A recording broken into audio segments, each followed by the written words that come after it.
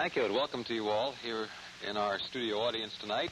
And those of you over there in limbo, we're delighted that you all joined us here and out there at home as well.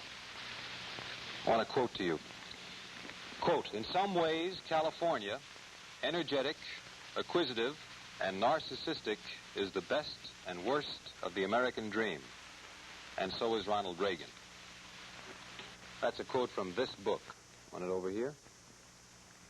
The book is called What Makes Reagan Run? And that's what the show is about tonight. My guests have rather different opinions about this question, so let's hear from them. First, the author of the book. He's been reporting on politics and urban problems for a good many years. He's been with the Associated Press, Time Magazine, and has contributed to most of the other major magazines in the country, Mr. Joseph Lewis. Joseph?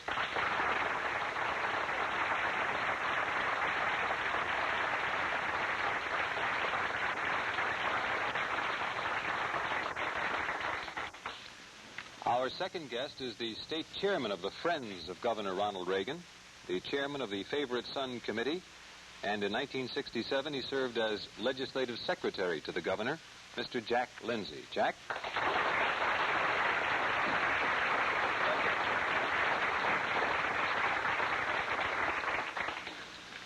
Let's go back to that quote again first, Joseph. In some ways, California, energetic, acquisitive, and narcissistic, is the best and the worst of the American dream, and so is Ronald Reagan. What does that mean, the best of the American dream? What makes him the best of the American dream? Well, I think you look at Ronald Reagan's life, that in many ways he's a very typical Californian, except that his success has been much greater than most of us will ever be fortunate enough to experience. Many Californians, he came out from the Midwest, he worked hard, he found success in his chosen career, and he went up the ladder very, very fast. Some of it, no doubt, due to his own talent, some of it due to circumstances and timing, which many of us will never appreciate or enjoy. I think the best of it is the fact that he worked hard to get a goodly share of this world's goods. He got a family, went up through politics, and he made a name for himself in a very competitive business. Mm-hmm. As far as the worst goes, I think there's a tendency to buy a very superficial aspect of the American dream, what I would consider a distortion or a perversion of the American dream. A value system which is based solely on results, which, because of the competitiveness in the industry from which he came, and the industry which he went into, gives one a sort of tunnel vision, which is not necessarily something that is germane to one's character, but one develops an affliction to this kind of thing, because in order to have the kind of success that Ronald Reagan and others have had in politics, one has had to give up an awful lot. And I think somewhere along the line, he had to make that choice. And therefore, the title of his book, his autobiography, Where's the Rest of Me, is very apt, because going up that ladder one rung at a time is very, very difficult. And at times, the game itself is not worth the candle. Do you think that up until the time of this sitting, that he's been an able governor? By my box score, no. There are a number of facts in extenuation. It's very easy to give a yes or no answer to that. I think one of the problems has been, one of the reasons I want to write this book is because there's been a tendency of friends and foes to either idolize him or demonize him, either make him a clown or a right-wing pawn or a mouthpiece, when essentially he's really none of these things. He's a very complicated man, a very quick man, a very adroit man, who is able to see very well in a limited area, which concerns him. There are many of us who, in order to succeed in our fields, develop a sort of tunnel vision. And I feel as governor, he has not shown the broadness of insight and judgment to be the kind of governor that California expected when they turned down Pat Brown by 1 million votes. And ironically, Pat Brown himself, 8 years previous to that, had gone into office by a landslide margin slightly higher than the one that Reagan achieved. By the box score of legislative achievements, which is mitigated somewhat by the fact that he's faced a Democratic legislature, He has not, by his own admission, been a very effective governor. His own words were, they won't let me be a good governor, which might be a very good position for him to be in. In other words, you could say, well, don't blame me, blame those sons of the guns in the legislature, and give me a legislature that I can work with, and I'll go to town and I'll get the program passed that you elected me to pass. However, even when there is a divided legislature, the business of governance continues. In our system, we have division of authority and responsibility, legislative, executive, judicial, and both parties contribute to the housekeeping of government.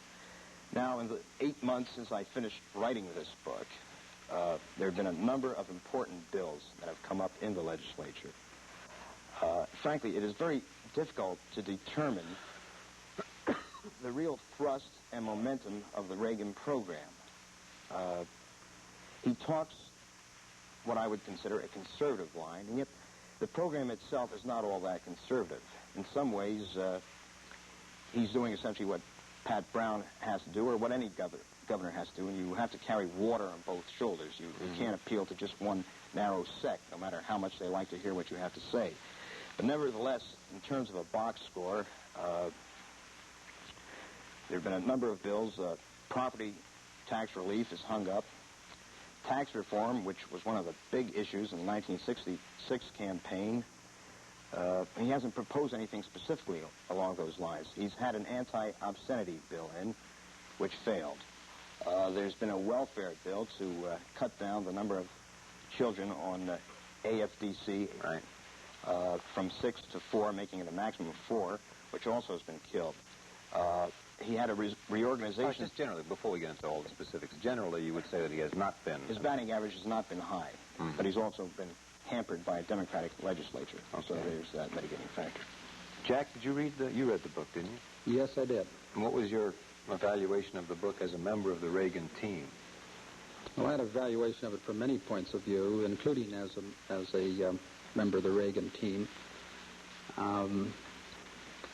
First, I might say, from a point of view of history, I found some interesting insights into some of the previous campaigns that were developed in the campaign, especially the Salinger-Murphy race, the Reagan-Brown race in '66, which was the basis of a great deal of the book. But I found some paradoxes in the book, as I find here in Joe's opening comments. Joe seems to recognize the virtues that Mr. Reagan has, his qualities, his quickness, his facility in many areas, the fact that he has demonstrated an ability to make progress in his chosen careers and in more than one career, that he has exhibited this talent to not only on his own merit, but on the thrust of others who support him to be willing to move him forward. And yet, both in the book and in the opening comments tonight, there's a suggestion that there's having attained this success, there's a penalty that goes with it, that there is the opposite problem that has to go with it. And I noticed this as a thread in the book, and it's a basic point that I would disagree with. Well, the feeling that I got from reading the book, and I came away from it, was that he feels that the governor is facile, certainly, glib, adroit, but on a very superficial level. I never got the feeling that Joe felt that Governor Reagan was a man of great intellectual stature or depth.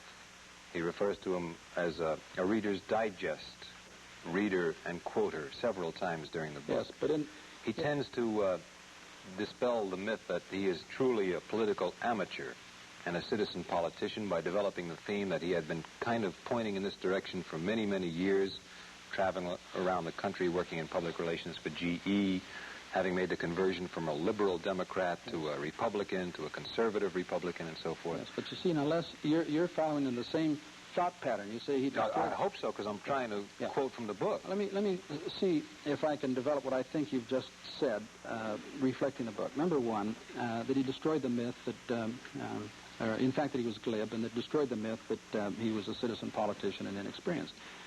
And yet I was impressed, as I mentioned to Joe before we came on the air, and some of the things that I learned in the book. For example, when the professors who were part of his research team were visiting in his home and had conversations at length about all these books on the walls that he had, and that there was quite a paragraph in the book about how the governor brought forth his own clippings of the research that he had been doing in depth for years. And I thought it was a very honest position to take, to point out that the governor, in fact, writes his own speeches, was very sensitive about the public and private accusations that, in fact, he was mouthing somebody else's speeches, that he writes his own material, he thinks through his own positions, that he never does very well with a written speech, that he, to quote the book directly, as I recall, he likes to wing it. And, he does worse on a prepared text. In terms of presentation, in terms of working with somebody else. Sure. And excuse me, Jack. I'll come back to you. I'll take a break for a commercial. Right. We'll be back in just about a minute or so from right now. Sorry, I didn't mean to...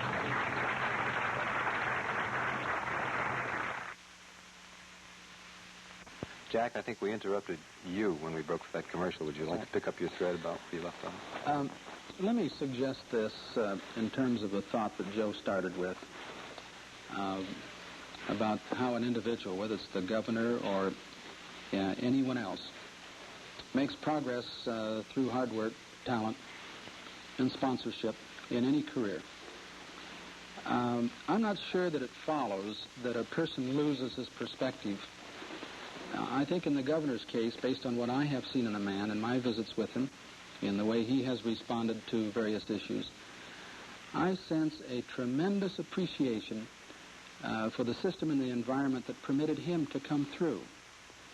A Harvard sociologist referred to it once as a knothole class. You put a plank on the lawn, and where there's a knothole, someone is permitted to grow through into a different social situation.